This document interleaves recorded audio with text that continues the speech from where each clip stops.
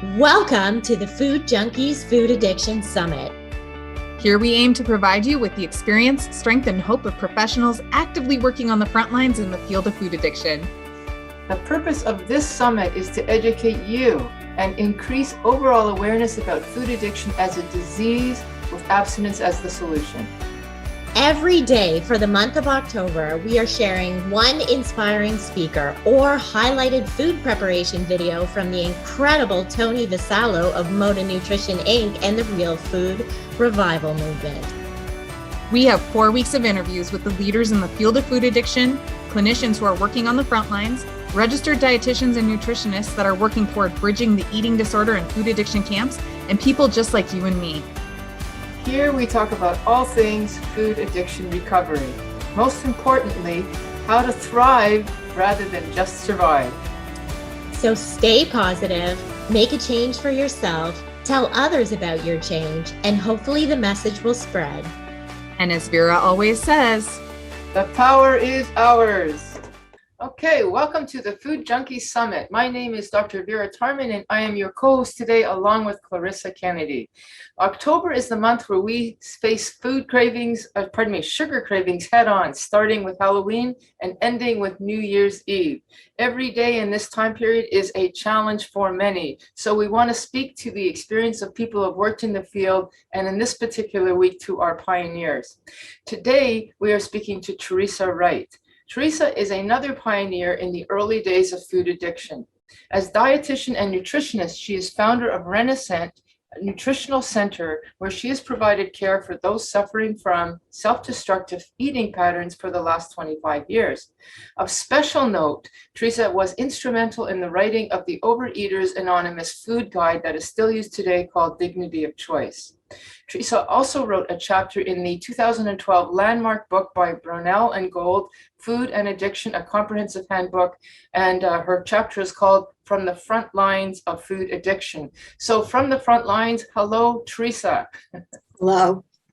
Thank you for having me. I'm glad to be here. Okay, so we got a bunch of questions. I'll start them off. So this is a podcast on food addiction. So if you could please tell us how food addiction, what was it that brought you to this concept of food addiction early days before it existed as a term? And what was your aha moment, either about your own story or about your story professionally around food addiction? All right, this is about 1986, 1987. And I was working at the hospital of the University of Pennsylvania. I got my master's in nutrition, and I worked with Mickey Stunkard and Henry Jordan, who were the big people in behavior modification, to learn how to do obesity with behavior modification. So I was teaching courses in weight loss. And one of the things that frustrated me was that at least half the people couldn't do what I was taught to tell them to do. So I admit I prayed about it. And a couple of weeks later, someone came into my office with a food plan from a rehab hospital she'd been to that was sugar-free and flour-free. And at first I thought this was another fad diet. But as I looked at it and I listened to her, I knew that wasn't true. And she gave my name to her therapist. And her therapist, a week or two later, called me and asked me to come and visit her. And I sat down and talked with the therapist, and she asked me to tell her what I did with people, and I told her. And she said, I'll never forget it. She said, you're very good at what you do, but I need to share that you're missing something. I said, what am I missing? And she explained to me what food addiction was. And in my mind and in my heart and in my gut or my inner core of wisdom, I knew right away that she was correct. That was what I was missing. And I said to her, what must I do for you to teach me? And so we made an arrangement. I took an office across the hall from her. And I would see the clients first, and then she would see the client, and then she would come across and tell me what I did right and what I did wrong. At the same time, I was starting a private practice. I started a private practice very much by accident. And I was teaching a fasting program where they got 500 calories a day. Wow. There were some people in the fasting program who were different from the others. So I started teaching them about food addiction, and it worked. And it worked. And it felt so good. And then I believed. Oh, that's so interesting. So, folks, I want you to understand this. This is 1986, a nutritionist dietitian who got the message, the aha moment. We're still to this day trying to get that message out, but you got that message out. So you're a true pioneer in this field. But so you went beyond just working with people. You actually established a food plan that was yours, that was specifically yours. Can you talk a little bit more about that? Or at least that's my understanding. It's not a food plan. Okay. It's a template. I do all my food plans individually, Dr. Tarman. Okay. I sit down and talk to the person about their height and their weight goals and what their food and their weight have been like. And I talk to them if they have other diseases or illnesses or problems. And I calculate, I've invented my own formula to calculate how many calories the person needs in this food plan today and how many they'll need at the end of it. And I look at protein. I think food addicts need more protein than most normal people. And a lot of the times people have been on a lot of the strange diets of the world and they've had no fat in their diet. And they need more fat to replenish their body's needs.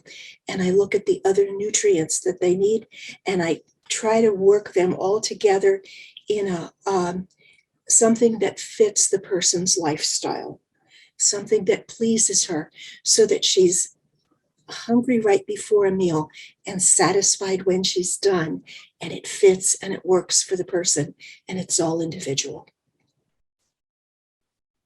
So how did you go about getting asked to do the Dignity of Choice chapter with OA, and then also with the food and addiction to like textbook? That's huge. How did that all come about? I don't know. They called me up and they asked me, and I helped them write the newest one. I don't know if you can see this. I just got it today. It's OA's new food plan. It's called A New Plan of Eating. And I haven't read it all yet, but I helped write it and it looks beautiful. Yeah, so I mean, that was written, that particular one, the first one, when was that written? Like, I've always been, sorry? 2004. 2004. Okay, so OA's been around since, I guess, the 1960s or so. And initially they had, well, I guess they had what was called the Gray Sheet Food Plan, and then they had to stop that. There was some controversy around that. Can you talk a little bit about the controversy around why a Dignity of Choice food plan had to be made? I don't know very much about it. When we wrote the Dignity of Choice, though, they wanted choices for different people. And if you look at the pamphlets are written in such a way that the person can adjust the food plan. I think Dignity of Choice had 5 or 6 different plans, and some were higher in carbohydrate, some were higher in protein, and some were designed so that if, for example, a registered nurse were working overnight, she could have a way of eating from 7 p.m. to 7 a.m. So we have to adjust and individualize that. Okay, so just for people who are listening who don't know much of this history, my understanding, and you can correct me, and Chrissy, if you have more of it, please correct me, but my understanding was that OA did start with a very specific plan and then found fairly quickly that that wasn't a good idea because people needed something with more variation. And I think even, I think OA was nervous about setting a plan that might then make them liable if something were to happen to the individual. So they wanted to open it up.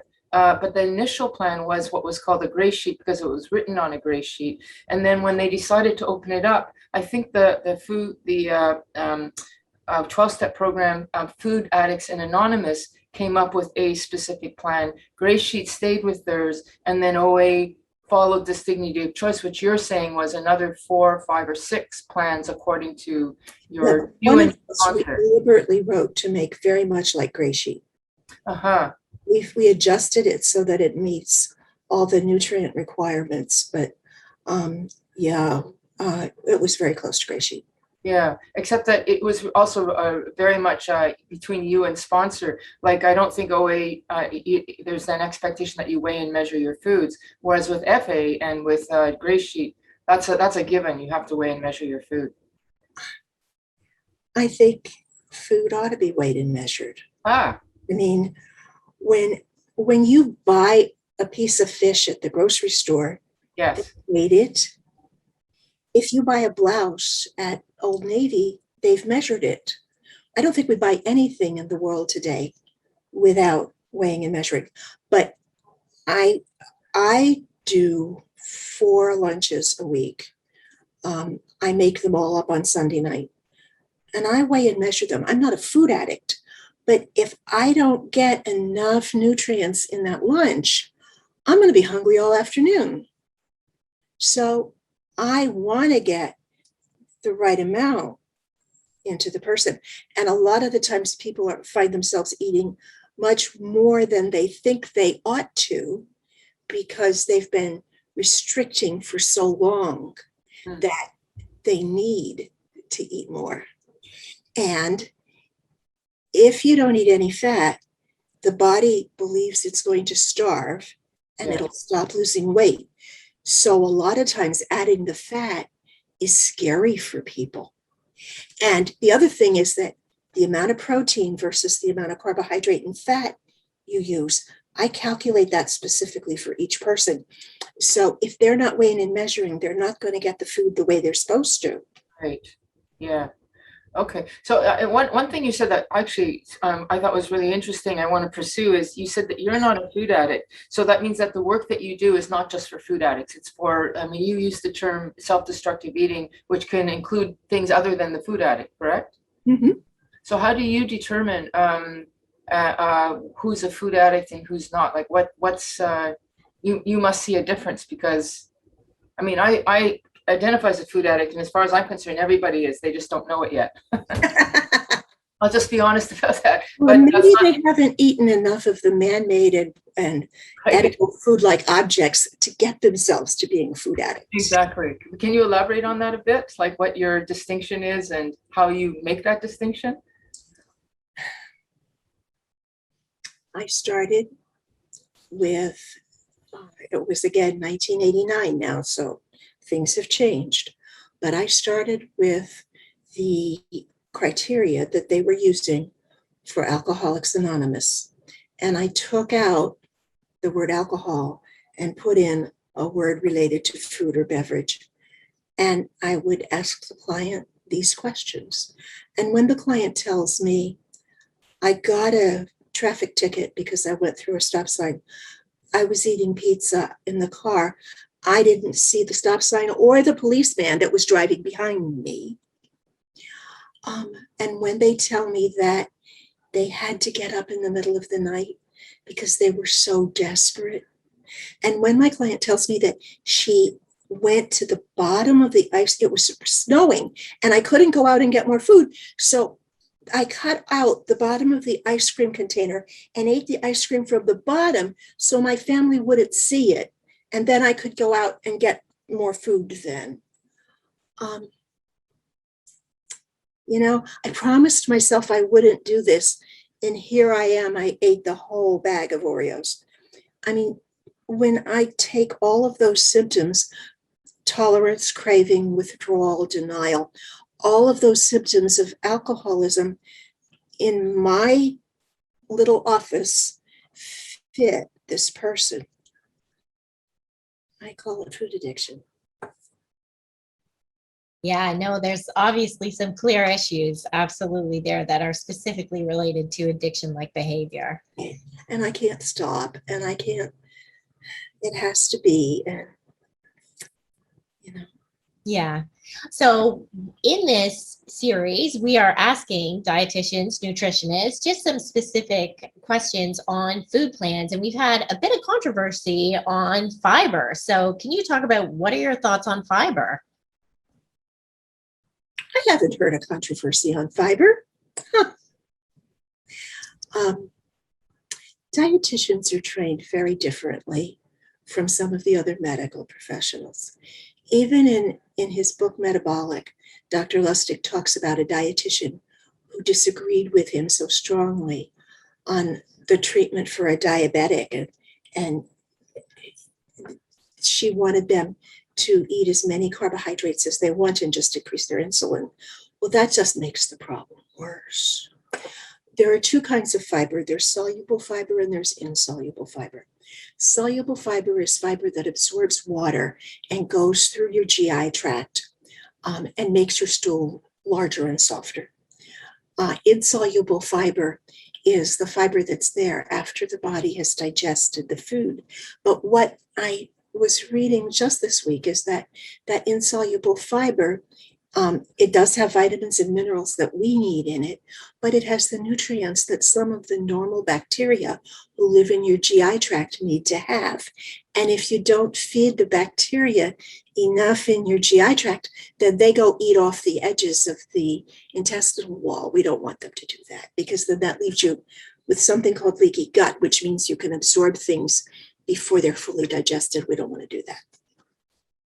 I don't know how Theresa is, though, but I haven't seen it. No, well, those on a very keto diet, there's the book called The Fiber Menace, and that, it's really just problematic in adding all this fiber. And so like food, it's all the food confusion out there, right? There's always mixed messages. And so that's why it's great to get your take on fiber. Well, so, Clarissa, can you just for the benefit of listeners, just give us one paragraph. What's the fiber menace in relation to what Theresa's saying, which is that we need fiber so that we don't get leaky gut and stuff like that? So what do they say?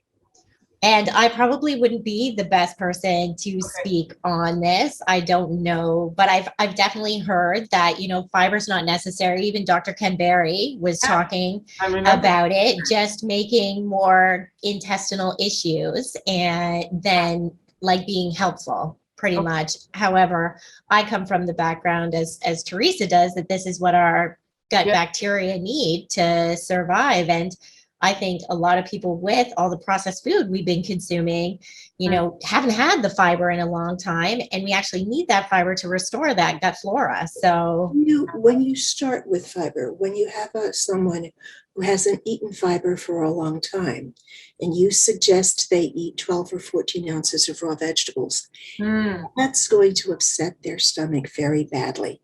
So if I have someone who hasn't eaten vegetables for 3 years, I'm going to start with half a cup of cooked vegetables and work up from there and give them the opportunity to change their GI tract.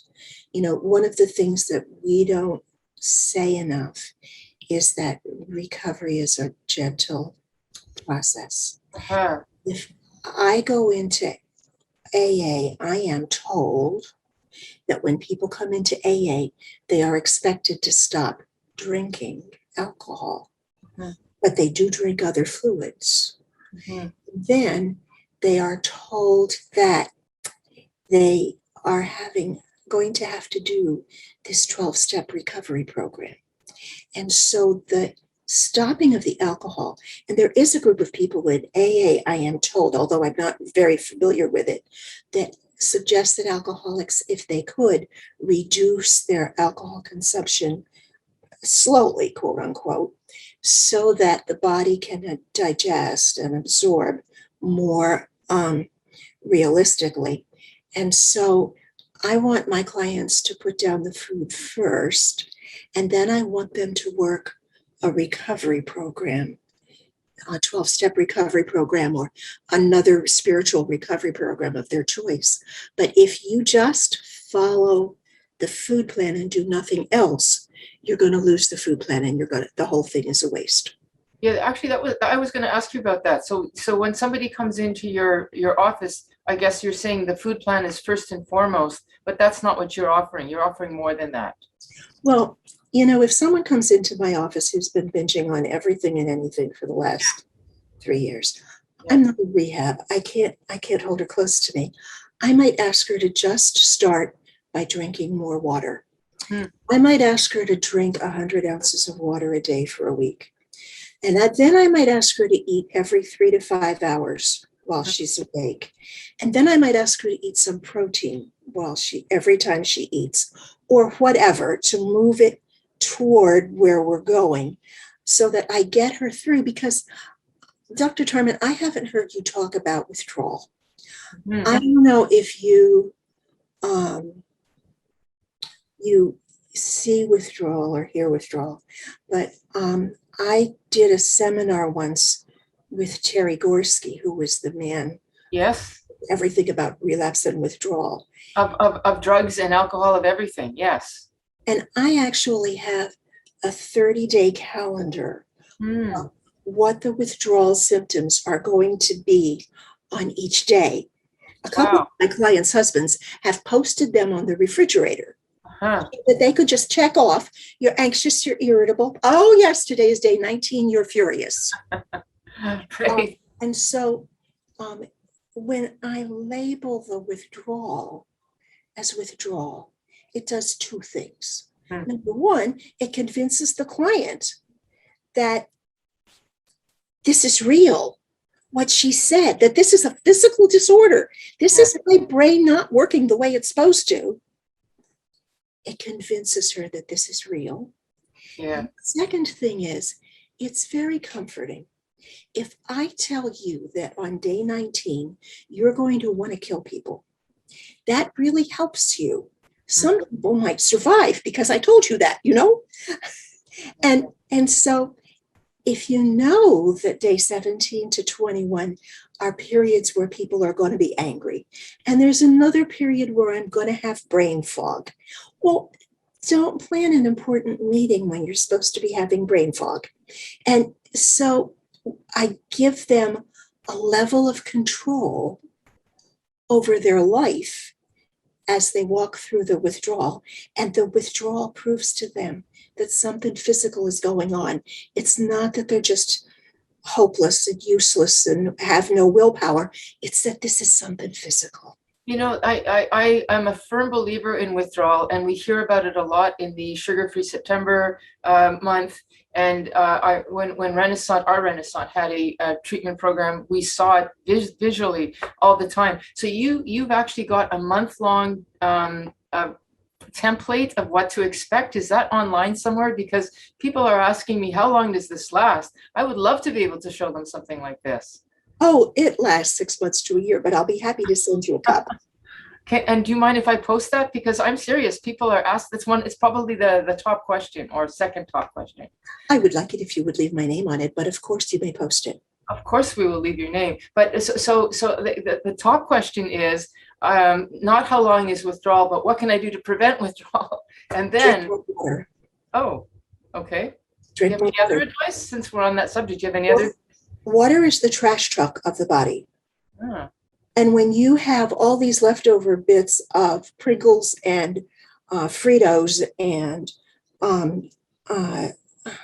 ice cream and soda pop in your body, getting it out of the body is the important thing. Do you know that manufacturers measure how much artificial sweetener they can put in diet soda, that the body could still wash that artificial sweetener out of the body with the fluid in the diet soda? That's why they don't put more sweetener than they do in diet soda. And I shouldn't say that in public, should I? well, no, I'm happy that you are. Okay. Yeah. So can you talk to us? I know that both Molly and I do frontline work with food addiction clients, and it's constantly, we want to focus on the recovery and on the addiction, and they want to focus on the weight. So does that come up for you often? And how do you work with clients around, the weight issue and focusing on that number on the scale? Very gently. Very gently. I let them tell me what they want to weigh. I let them tell me how they want to weigh it. I let them tell me when was the last time they weighed it and what did they do to get there. And you were eating everything that wasn't nailed down and you were throwing up 3 times a day. Do you want to continue doing that? Then we talk about what the body needs. And You know, the Course in Miracles says that the body is given to the mind as a tool for learning and growth. So I begin to talk to them about, can we help the body? Can we support the body? Can we meet the body's nutrient needs?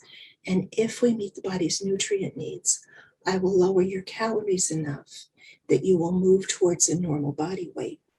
But I want the body to be healthy at the end of this. Is that something you can agree to? And most people agree to having the body be healthy. That makes perfectly good sense. And so eating that, and the most difficult part is asking them to eat enough fat. Because fat is supposed to be 30% of our calories. And most of the people who come to me are eating less than 10% of their calories as fat. And when they do eat more fat, it's Fritos. And that's not a fat that works for the body. So do you work with clients then around body image and body acceptance? Because clearly, you know, if I have an idea in my head of what number I want to be, and even though I agree to be healthy, my brain is still going to tell me that I needed to be that number. So how do you work with, like, do you talk about body image and acceptance and any practices? But I'm a nutritionist, not a therapist. So a lot of the times, my client who is struggling with that is working with a therapist as well as with me, because this is a very difficult issue. And often the body image problem started when she was 5 or 6 or 7 and daddy sang fatty, fatty 2x4. And so those bad feelings, as soon as she stops eating her drug foods, the bad feelings that she puts down with her drug foods are coming up to bother her. So they're going to be right there. But I do simple techniques like the client wants to binge on ice cream at 3 a.m. and I'll ask her to write me 5 sentences on a 3x5 card before she picks up the ice cream. Well,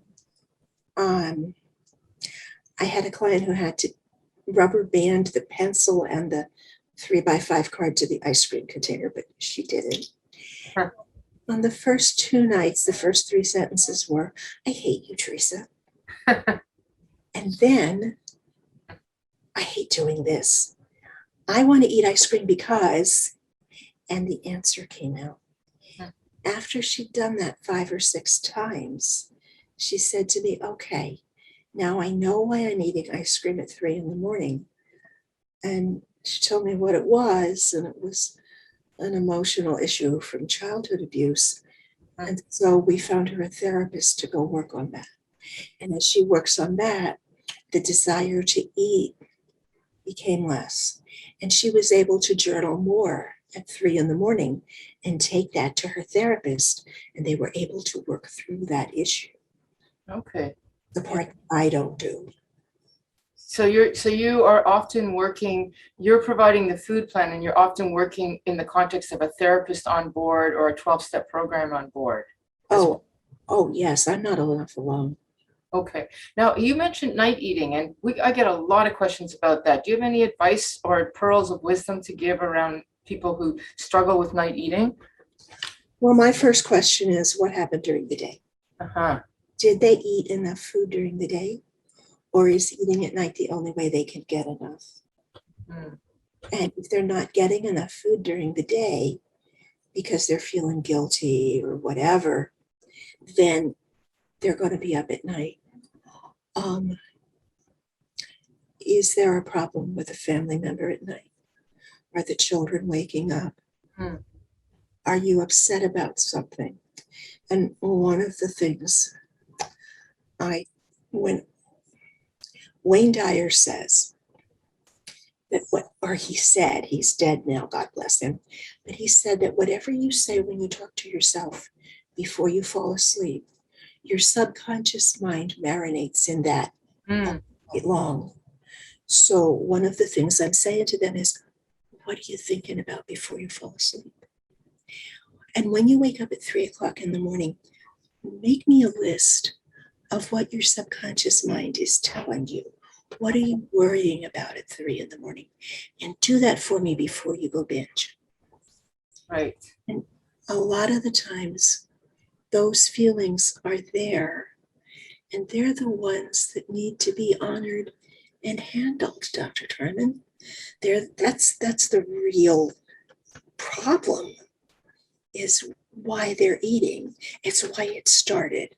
And mostly it's stuff that either happened early in childhood or it's stuff of issues of today. I send a lot of my clients to Codependence Anonymous and Alcoholics, Al-Anon, and ACOA, because a lot of them come up from that. And some of the time, this is just a genetic issue. Mom's an alcoholic, dad's 420 pounds, and she inherited that physical brain chemistry, and that's where she's going. But once she knows that, she can move through it more easily. Would you agree? My impression is that the food addict often has, once the food is gone and they don't have that between them and their problems, that the food addict has an inordinate amount, I'm not sure what the word is, more problems with the emotional distress and trauma than maybe the regular person. Like that that's often that they go hand in hand, food addiction and trauma difficulty. You're a little kid, Mm-hmm. and you fall off your bike and skin your knee, and your mom gives you a cookie. What do you learn? When something hurts, eat a cookie. It'll make it feel better.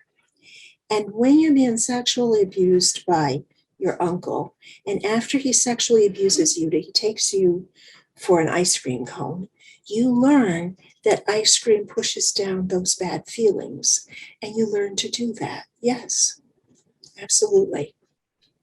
Yeah, and it would make sense that as a child, what else do you have access to that can get you that dopamine fix, right? That you can go to your cupboard and grab. 13 or 14, and you find alcohol or other drugs, and the alcohol and the other drugs work. And then you get into AA and you put those down, and you go to Yes. and they have chocolate chip cookies and gallons of coffee. So you start to do those, and then you start on a fourth and fifth step, because I am told that AA is really rigorous about doing step work with a sponsor. And so you start doing the step work, and you discover that eating the food keeps you from being able to do that properly. So then you have to put down the food too. Uh-huh. It's hard. Yeah. It's hard. And you're taking away, your best coping mechanisms are taken away. Absolutely. That's exactly what I see clinically. Exactly. And it's the last frontier, basically, food. Okay, so now I want to ask you this question, and if this is too controversial, you can say I'm going to take a pass.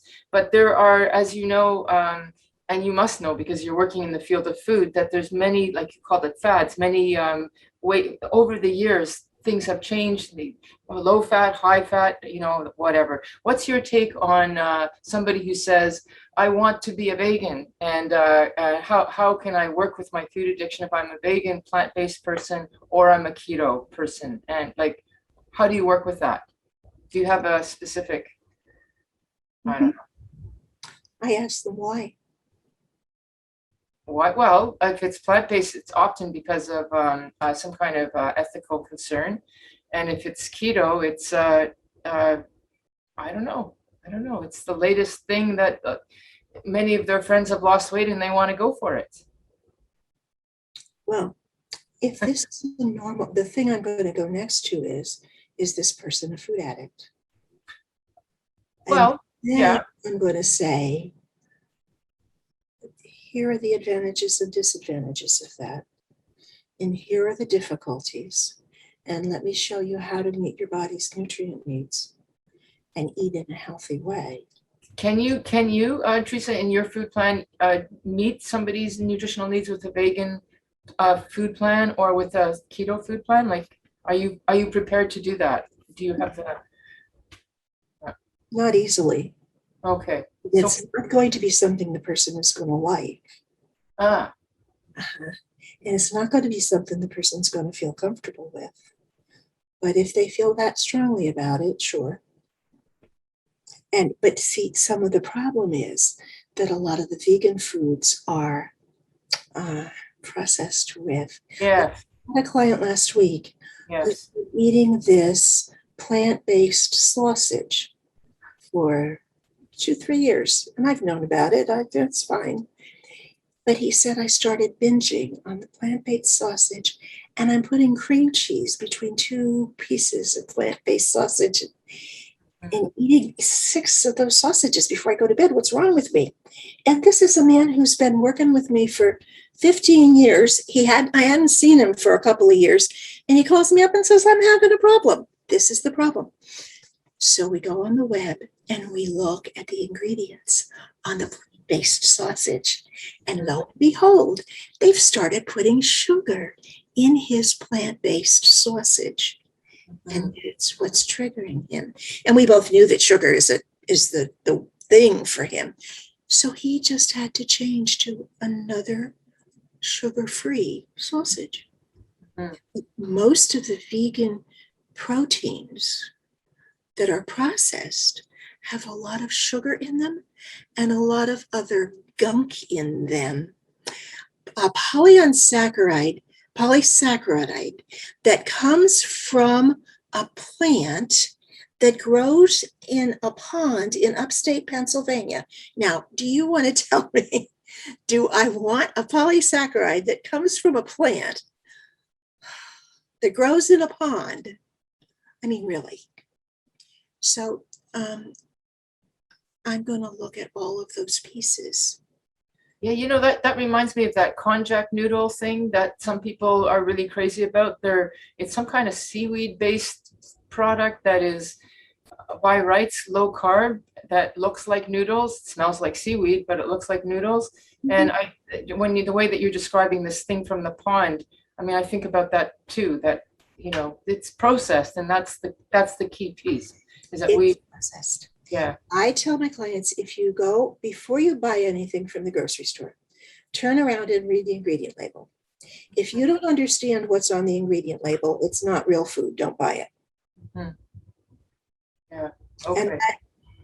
And you have to check the ingredients every time, because if you don't check the ingredients every time, I have people who call me to say, I've been using this product for years and it doesn't bother me, but now this week it's bothering me. And we look at the label and the manufacturer has changed the contents and put in some other edible food-like object that they are sensitive to because it's sugar and flour.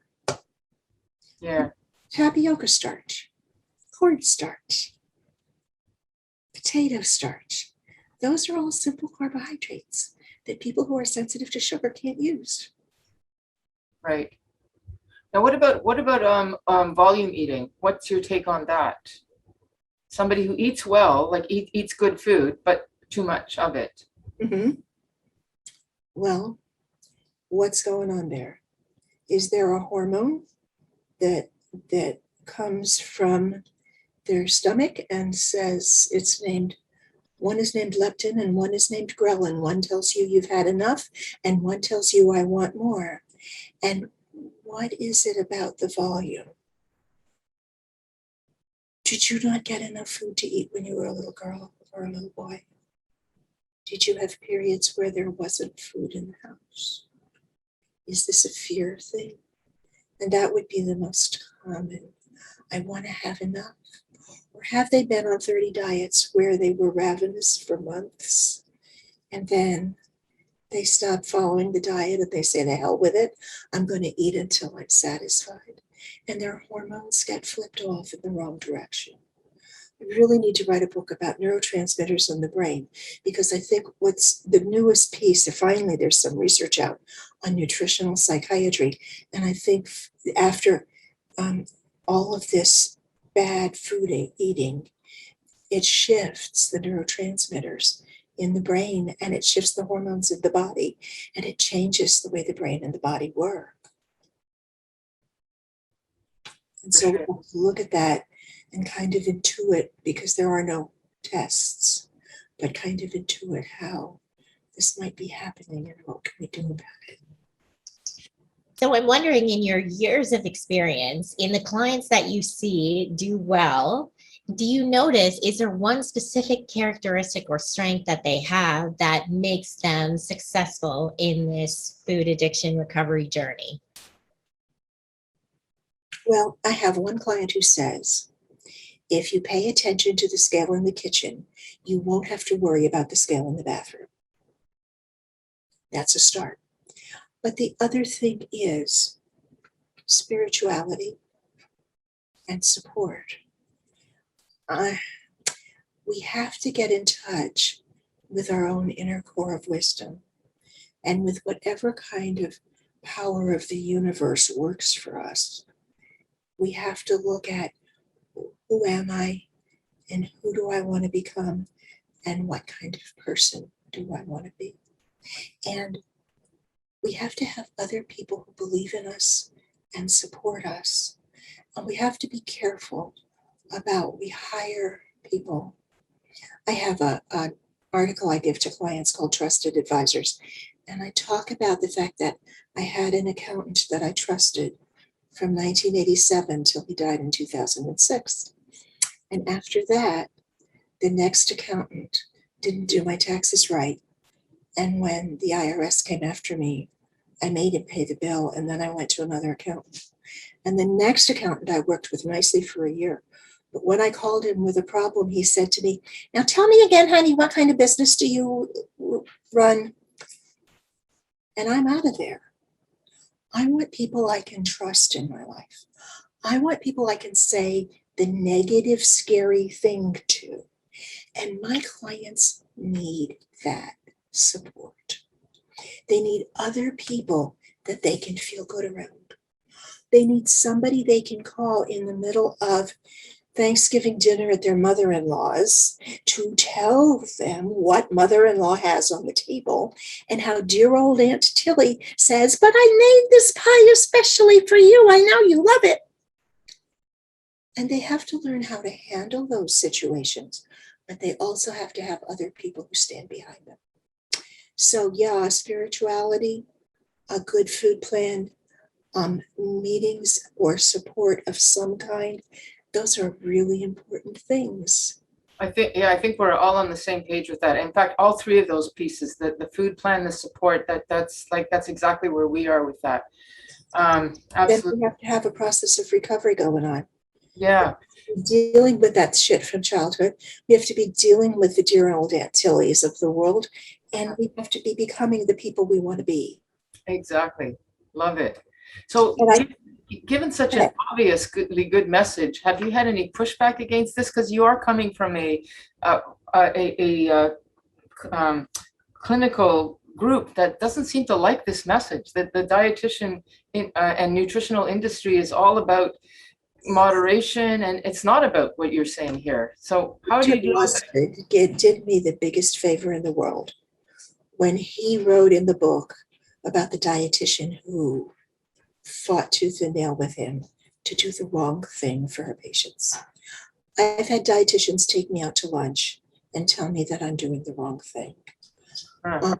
I've had physicians say, what do you mean? And then I say, you know what, give me 3 months. And I work with the client for 3 months, and she goes back to him euphoric, having lost 20, 30 pounds, looking and feeling wonderful. And her hair is growing in again, and her skin is better, and her nails don't, and she has energy to do what she needs to do. And they say, okay. So yeah, in the beginning, there was no research that said this was true. I hunted and searched. There was nothing out there. I know, you were in the 1980s. There was nothing. You're absolutely right. It didn't start until what, 1999 or 2000 with Nicole Labina, and yeah, you were in the dark ages. I know. It's so much easier now. Yeah. And I want to do more. I'm hoping that I can start a group for dietitians and help dietitians know. Yeah. And I'm hoping that I can write uh, a couple of books about what is true and what isn't true, and that's what I want to speak out more. Dr. Tarman, I've been scared to speak out more because of the backlash Huh. and because of the fear of. So I sit quietly in my office and see my clients and do my thing. Yeah. Now I have clients in 44 states and 6 foreign countries. I need to step forward and do what needs to be done here. You know, Theresa, I think now is the time to do that. I remember Bitten asking me a couple of years ago. She was saying, "Oh my God, the press is after me. Help!" Like she was stepping out and she was attacked. But anyway, we're banding together to respond back. And if you have any interest to speak to the dietitians, you're a dietitian. They're going to listen to you more than they're going to listen to us because we're the crazy crusaders. But you are one of them. And we will support you on that. No question about it. Thank you.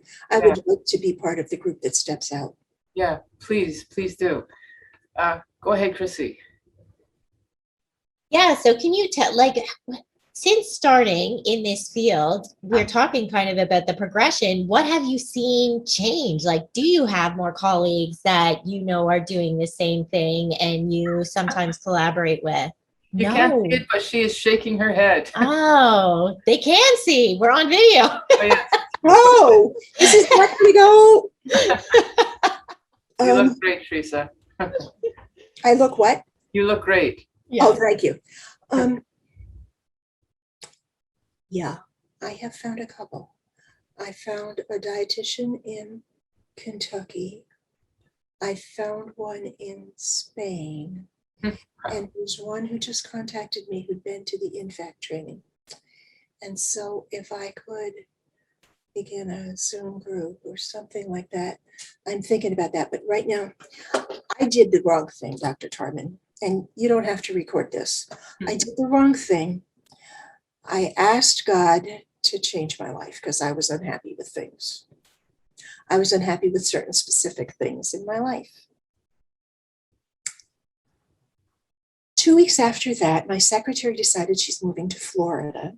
And now we are working out the problems of her working from Florida for me. And she's really the best secretary I've had in a long time.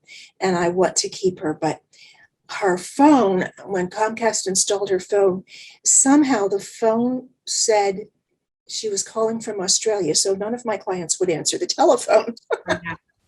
Right. And then my landlord came to me and told me that my building has been sold and I have to move out and get to another office by November 1st.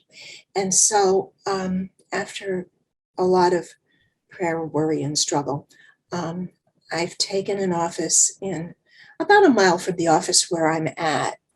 And I have to move everything in 2-3 weeks.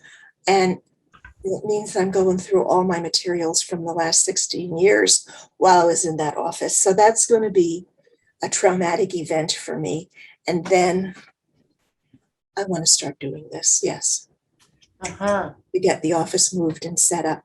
I look behind you and you have this wonderful bookcase of books and charts and other things. And the idea of taking everyone down off the shelf and looking at it and deciding if you want to keep it really, really hard. My husband, my dear sweet husband, has filled 4 45-gallon trash cans, 2 huge boxes with charts of clients over 10 years old that I'm going to have to get shredded. This is, but obviously my higher power has another plan here. Okay, and it might well be this moving more into the teaching realm, which I think, like I said, would be great.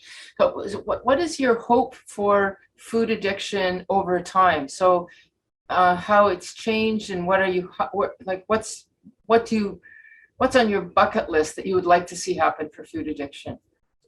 Sure. We are on the wrong course. with obesity treatment in the United States today.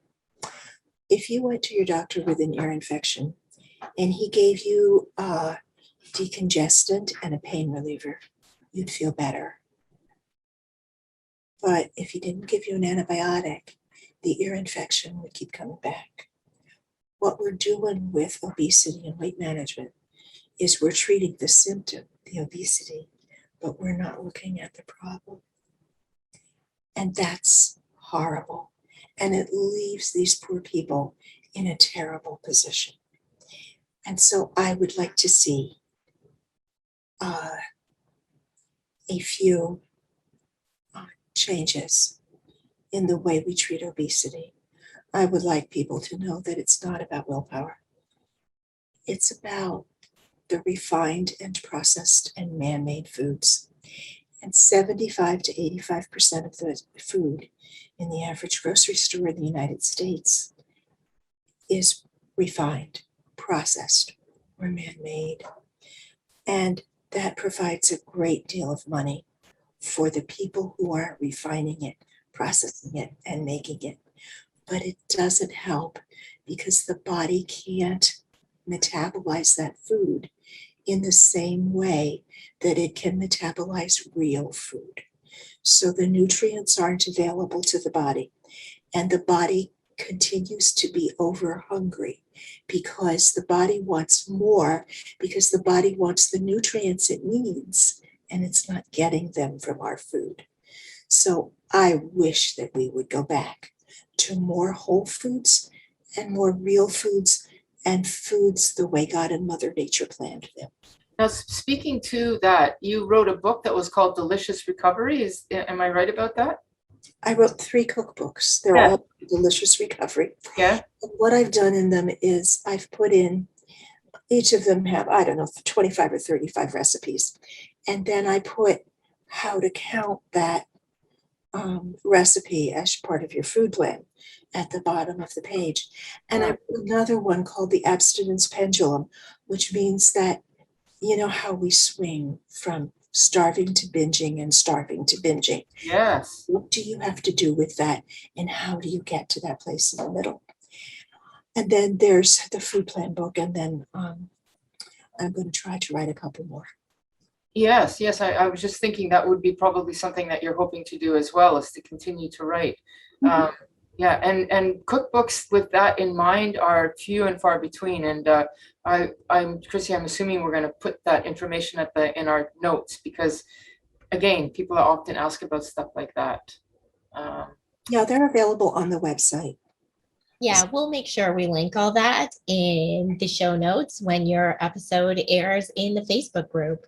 So we have a signature question. Does Vera have something? I would just want to ask, before we get to the question about you, what for listeners here, do you have a message of hope to give people in the face of how we're dealing with food addiction today in 2021? What's your message of hope for people listening right now?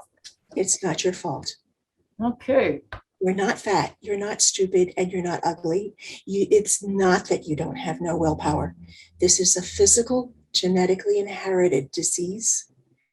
And you get treatment by accepting, because most of us don't like the idea, and working through the idea that this is a physical disorder in your whole body. And you get people who understand the disorder and can support you in solving it. That's what you need. Great, thank you. And you are a perfect example of such a person. Okay, Chrissy. Absolutely. Okay, well, with that in mind, if you could tell a younger version of yourself something about food addiction and food addiction recovery, what would it be? Because I imagine you had no idea this is what you'd be doing. I want you to eat food as close as you can find it to the way God and Mother Nature planned it. If it didn't exist before man built a factory in which to make it, please don't eat it.